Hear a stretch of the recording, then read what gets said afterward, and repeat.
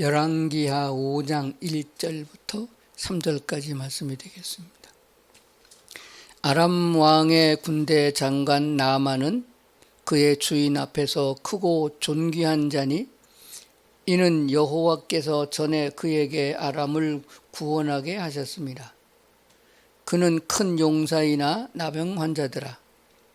전에 아람 사람이 떼를 지어 나가서 이스라엘 땅에서 어린 소녀 하나를 사로잡음에 그가 나아만의 아내에게 수종들더니 그의 여주인에게 이르되 우리 주인이 사마리아에 계신 선지자 앞에 계셨으면 좋겠나이다.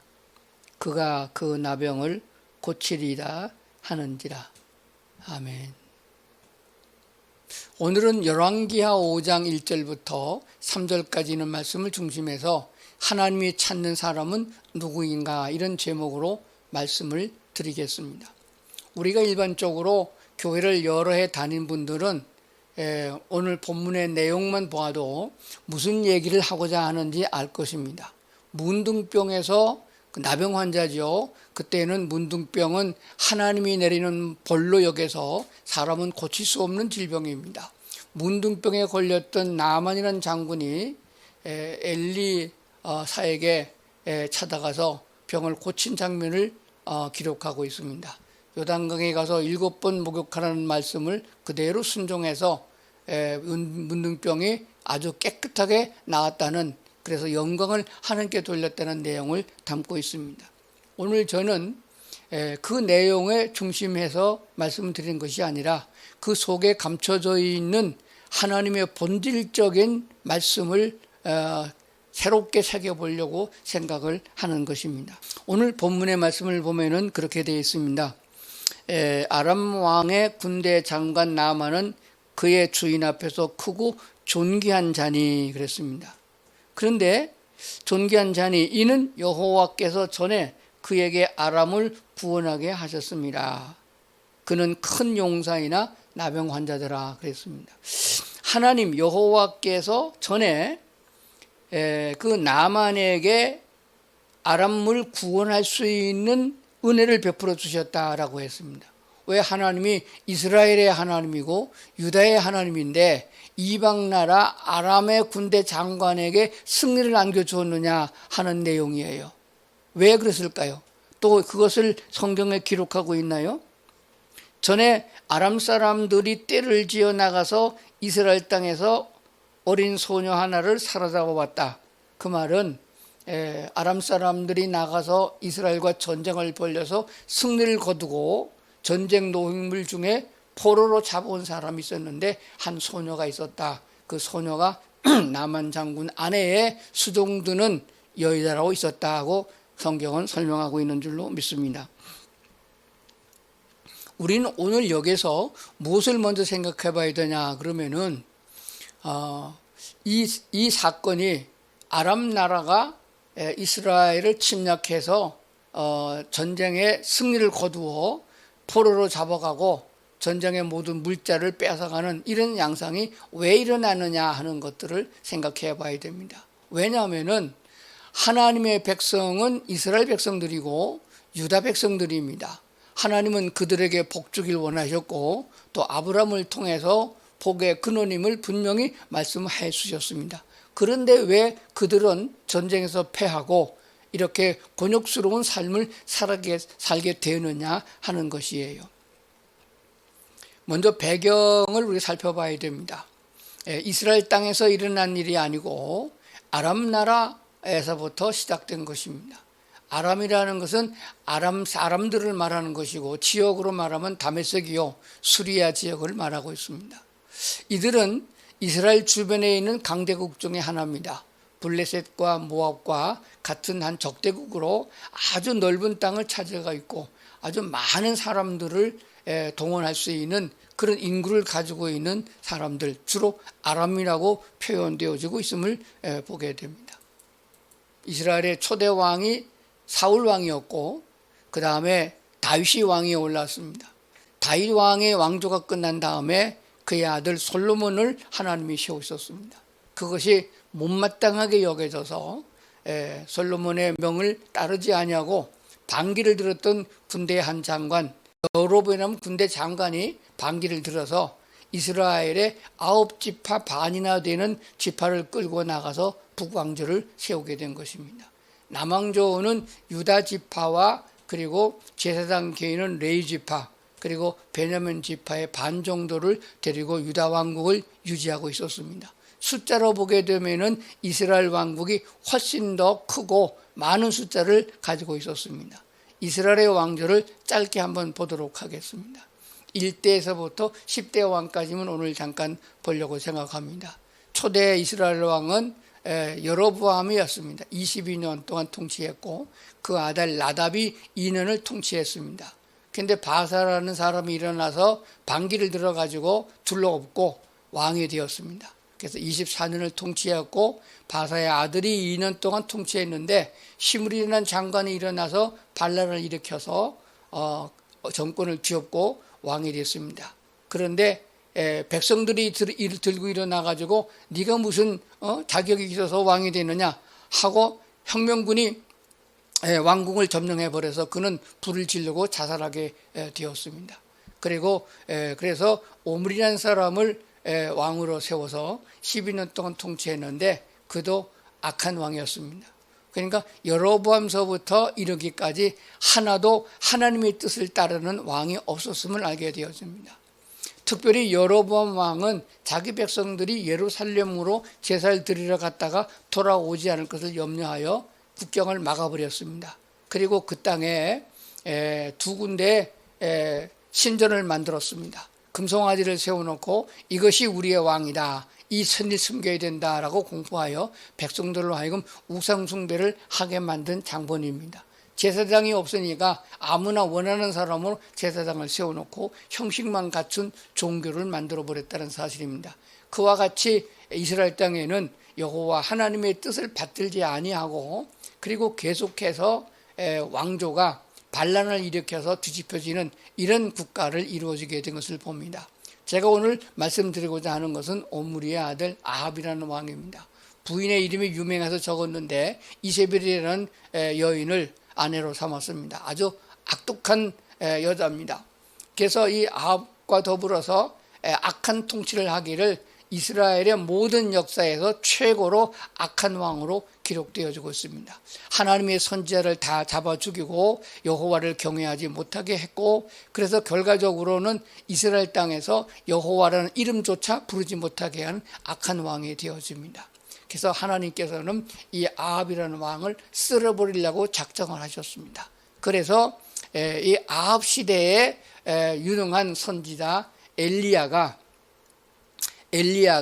그 아합에게 소속되어 있던 가짜 이스라엘의 선지자들과 대항하여서 갈멜산에서 불을 제단에 내려서 태우는 그런 시합을 했던 적이 있습니다.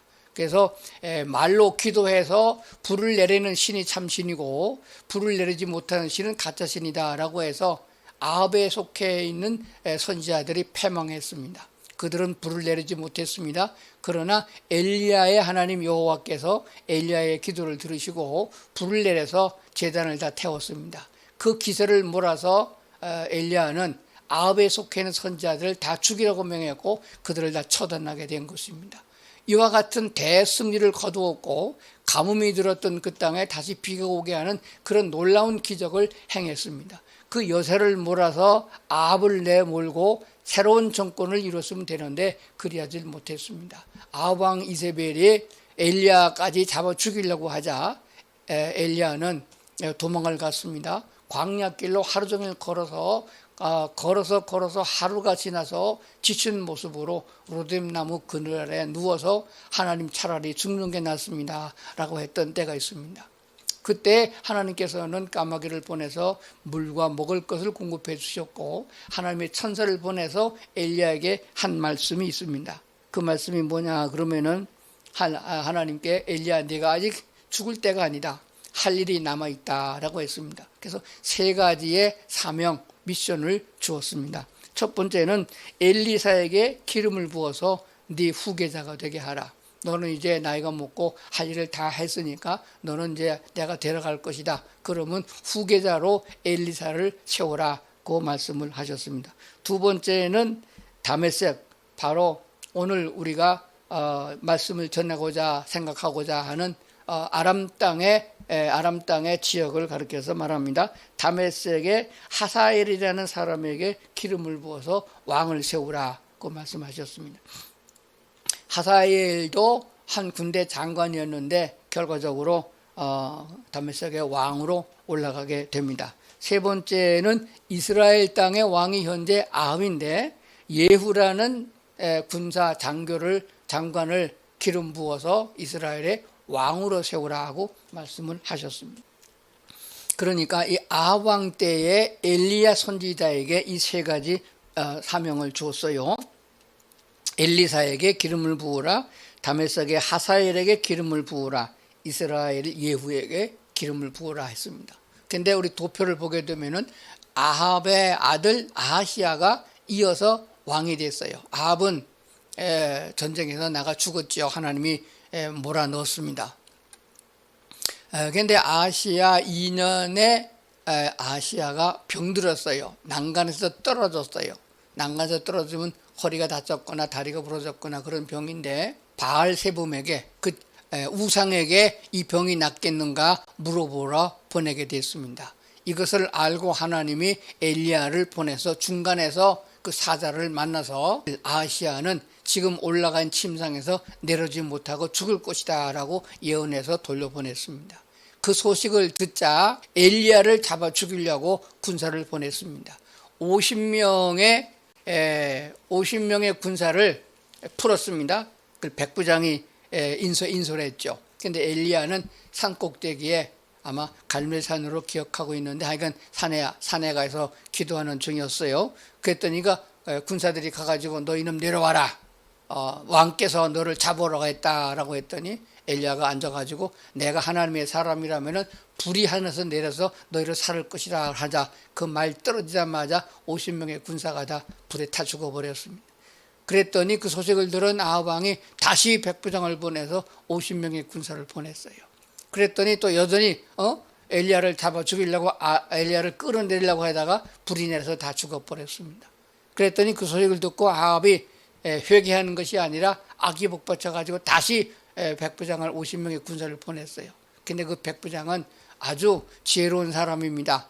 그래서 왕이 명령이니까 안 갈 수가 없어서 가서 엘리야의 산에 있는 산 밑에 꿇어 엎드려서 엘리야여 우리를 불쌍히 여겨 주옵소서, 우리를 긍휼히 여겨 주옵소서, 왕의 명을 받들어 왔사오니 우리가 어떻게 해야 되겠습니까? 라고 했더니 엘리야가 그러면 내가 내려가리라.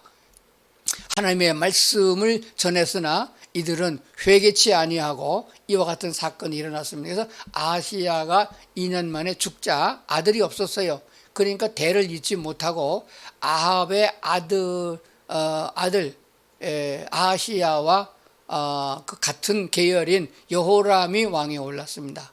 그러니까 형제가 올라간 거죠. 여호람이 올라서 12년 동안 통치했는데 결국 하나님께서 엘리야에게 예언한 대로 예후를 기름 부었더니 그제서야 14년이 지난 이후에 14년 지난 후에 예후가 일어나서 그 나머지 여호람과 그 왕가의 모든 것들을 싹 쓸어버리는 대청소를 하게 됩니다. 그래서 예후 때에 아합에게 속해 있던 그 아들들, 그 손자들 하나도 남기지 않고 아주 싹 쓸어서 다 처형하고 말았습니다. 그래서 예후가 그 후에 하나님의 명을 받들어서 이 일을 행했는데 예후가 하나님의 명을 받들은 건 좋지만은 그래서 아합의 일가를 다 멸절하고 그 백성들에게 여호와를 경외하도록 했는데 정권을 잡고 보니까 예후도 마음이 변해서 우상 숭배에 빠지게 됐다는 사실입니다.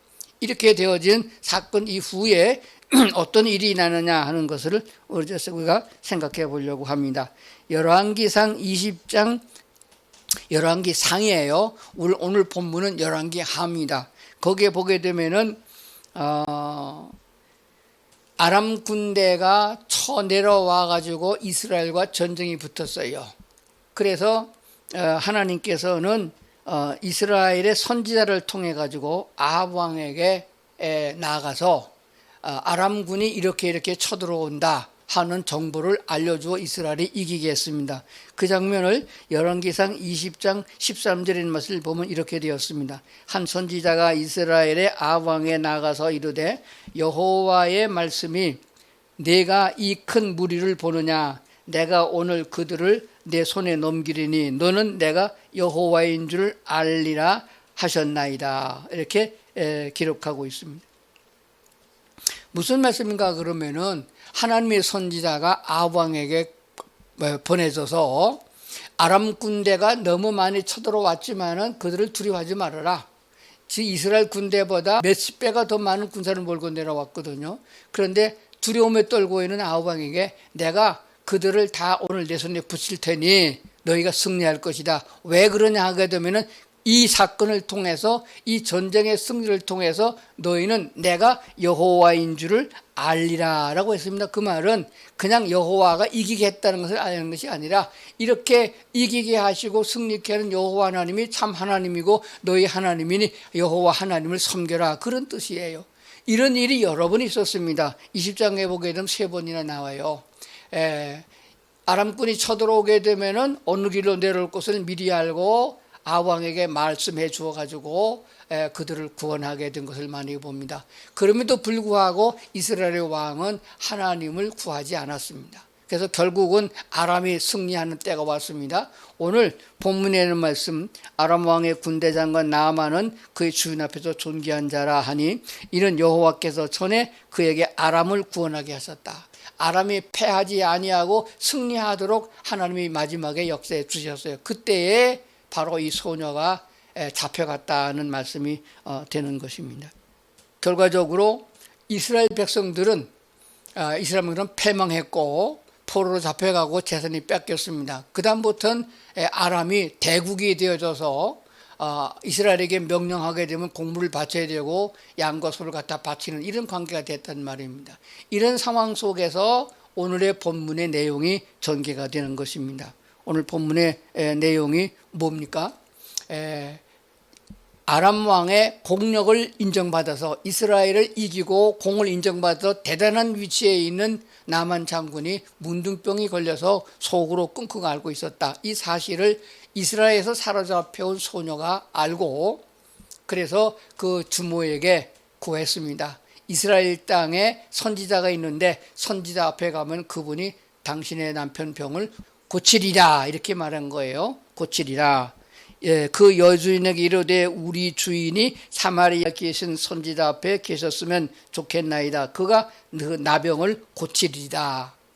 고칠 것이다가 아니라 고칠 수 있다. 고칠 수도 있다가 아니었습니다. 그가 나병을 고치리라 하는 것을 아주 확신에 찬 말로 구하게 된 줄로 믿습니다.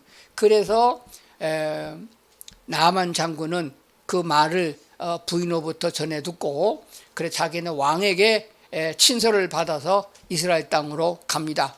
대국이 그저 사절단이 온 것이죠. 큰 군대 장관이 군사를 이끌고 마차를 끌고 그래 그 왕이 왔습니다. 그래서 아람 왕의 친서를 내보였어요. 그 친서에는 우리의 장관이 나아만 장군인데 그가 지금 문둥병에 걸렸다.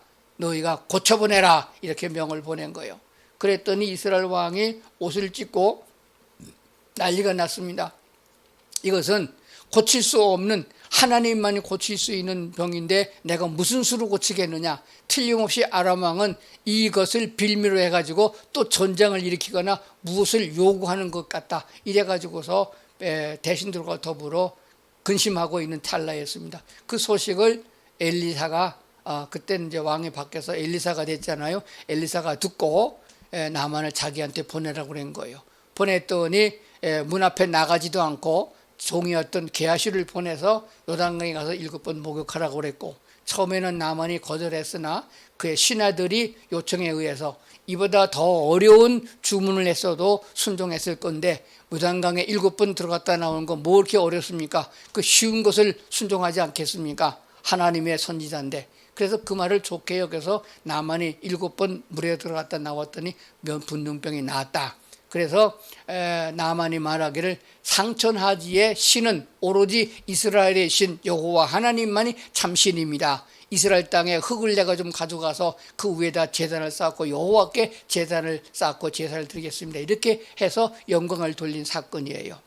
그러므로 우리는 지금까지 여기에서 나만과 같이 이방 사람이지만은 하나님의 선지자를 신뢰하고 그 말을 순종하여 끝까지 순종하였기 때문에 그 순종의 결과로다가 나만의 문둥병이 고쳐졌다라고 하는 사실을 많이 강조했던 것을 보게 되었습니다. 여기서 하나님이 우리들에게 오늘 이방 나라 사람들이 구원받아 하나님의 자녀가 된 수천 년 후에 오늘 백성들에게까지 대대로 이 말씀을 기록해서 전달하시는 하나님의 뜻이 뭐냐 그러면은 왜 하나님이 선택한 백성 이스라엘 백성들이 패망을 했느냐 하는 것이에요.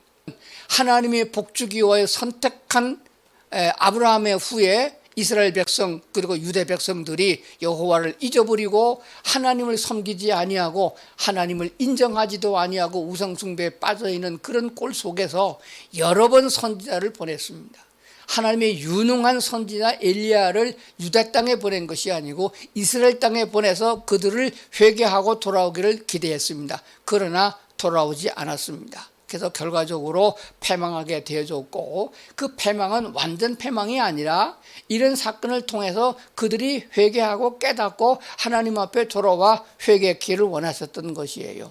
이스라엘의 역대를 보게 되면 아왕 이후에 그리고 예후 이후에도 세월이 지나간 것을 보게 되어집니다. 그 모든 과정 속에서 하나님은 기다리시고 참으셨고 그들에 대한 사랑을 계속 부어줬음을 보게 됩니다. 그러나 끝내 회개치 아니하고 돌아오지 않았기 때문에 결과적으로 아수르라는 나라를 들어서 결국 이스라엘이 먼저 패망하게 된 것을 보게 됩니다. 오늘 우리가 여기서 생각할 문제는 뭐냐 그러면은 오늘 나만 장군이 질병에서 고침을 받은 이 사건 한 드라마틱한 얘기 중에서 주인공이 누구냐 하는 것을 한번 찾아보려고 생각합니다. 아람 왕이 등장하고 있고 나만 장군이 문둥병에 걸린 나병에 걸린 나만 장군이 등장합니다. 그리고 나만의 부인이 나오고 이스라엘 땅에서 포로로 잡혀온 여자아이가 나옵니다. 그 다음에 이스라엘 왕이 나오고 엘리사와 게하시가 나옵니다. 그리고 나만의 장군의 부하들이 등장하죠.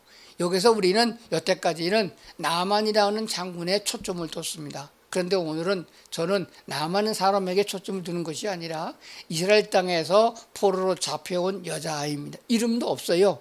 그런데 이 아이에는 분명하게 자기가 포로로 잡혀왔지만은 아주 당당한 것은 뭐냐 그러면 자기 고향 땅에 하나님의 사람 선지자가 있음을 알고 있었고 그 선지자가 그런 병도 고칠 수 있다는 확신을 가지고 있었습니다. 그 말은 하나님께 대한 신뢰가 확실한 사람을 말하고 있습니다.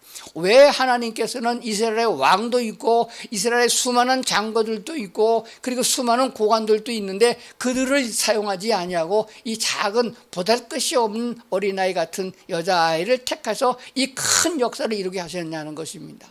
하나님은 오늘도 이렇게 무명이지만은 하나님을 인정하고 여호와 하나님을 경외하는 사람들을 하나님이 찾으시고 그들을 인도하신다는 사실입니다.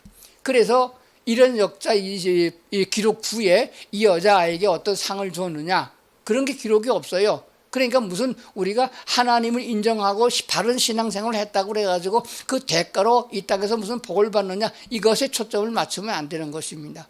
하나님께서는 분명한 사실은 이렇게 하나님께 인정을 받고 하나님이 찾으시는 사람들은 하나님의 나라에서 분명히 쓰임받는 사람으로 인정된다는 것을 성경 곳곳에 기록하고 있는 것을 보게 되어지는 줄로 믿습니다. 그렇다면은 하나님께서는 이 엘리사와 엘리야를 통해서 분명하게 말씀하신 바가 뭐냐 그러면은 하나님은 여전히 살아계시고 이스라엘 땅뿐만 아니라 이방 나라도 통치하고 계신다는 것을 분명히 말씀하고 있습니다. 그런 가운데서도 하나님이 감춰놓은 자, 즉 바알에게 우상 숭배에 가담하지 않은 사람을 7처를 남겨둔 것처럼 이와 같이 여자아이와 같은 이런 신실한 사람을 남겨두는 시대가 지금 시대라고 믿습니다. 지금은 목사가 다 타락하고 교회가 다 타락해서 곁길로 가고 종교가 되고 한 기업이 됐다 할지라도 분명한 사실은 평신도 개개인 한 사람 한 사람마다 다 이러한 귀중한 믿음을 갖고 있는 사람이 숨어 있다는 것을 말씀하고 있습니다. 그렇다면 우리는 어떠한 신앙의 길로 가야 되느냐 하는 것이에요. 하나님께 감사하고 이 믿음을 굳게 지켜나가는 성도들이 되어야 할 줄로 믿습니다. 기도하시겠습니다. 자비로우신 아버지 하나님, 어려운 시대에 저희가 신앙생활을 하고 있습니다. 그러나 오늘 말씀 속에서 주의 은혜를 깨닫고 마지막까지 그 모든 환난 가운데서도 주를 버리지 아니하고 온전히 주만 자랑하고 주님만 증거하고 그리고 끝까지 믿음으로 승리할 수 있는 저희들 되게 하여 주시옵소서. 주의 은혜가 날마다 우리 삶 속에 충만하기를 원하오며 하나님이 찾으시는 사람, 하나님이 인정하는 그런 신앙의 믿음을 가진 저희들 다 되도록 도와주시옵소서. 감사드리며 예수님 이름으로 기도하옵나이다. 아멘.